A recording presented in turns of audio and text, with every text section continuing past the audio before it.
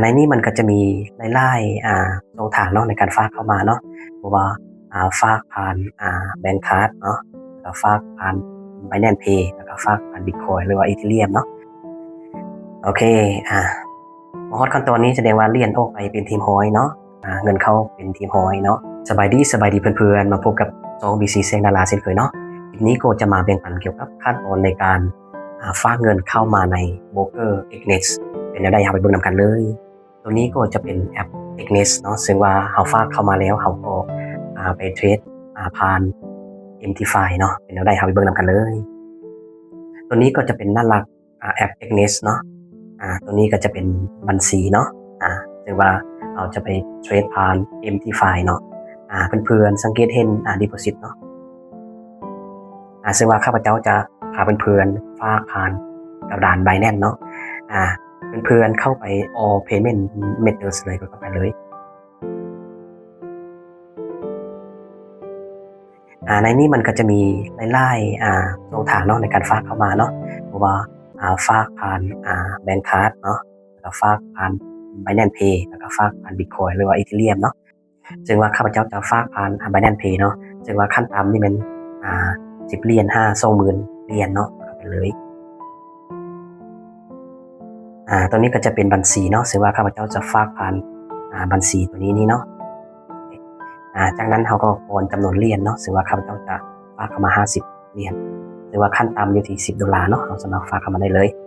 $15,000เนาะจากนั้นเขาก็กดลงไปได้เลยเราก็กดเบิ่งเนาะจากนั้นเราก็กดลงไปได้เลย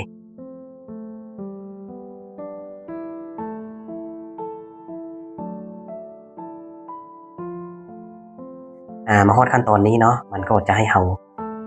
แคป QR code ตัวนี้เนาะเราก็แคป QR code ตัวนี้เลย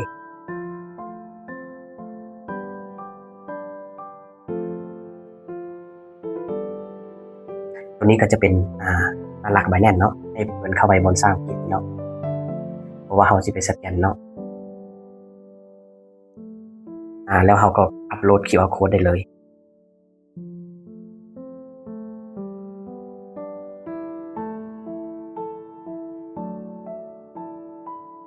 จำนวนอยู่50 เหรียญเนาะกดเข้าไปเลยจากนั้นเราก็เอารหัสส่ง มาวางเลยเนาะ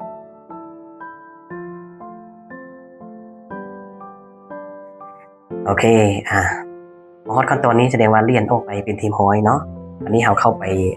แอป Exness เนาะ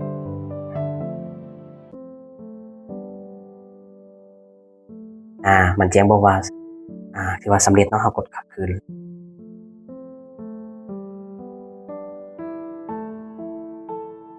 ให้เรารอท่าจักหน่อยเนาะหลังจากจะรอท่าประมาณ1 นาทีเนาะเงินเข้าเป็นทีมฮอยเนาะวันนี้เราก็เข้าไปเบิ่งแอป MT5 นำกันเนาะตัวนี้ก็จะเป็นแอป MT5 เนาะวันนี้เราเข้าไปเบิ่งบนเฟซนี่เนาะเงินเข้ามาเป็นทีมฮอยเนาะ$50ขั้นตอนในการฝากเงินเข้ามาในโบรกเกอร์ Exness แล้วก็เข้ามาในแอป MT5 แล้วก็เข้ามาเทรดใน Forex ได้เลยเนาะคลิปนี้ขอจบเพียงเท่านี้แล้วจะพบกันในคลิปต่อไปสบายดี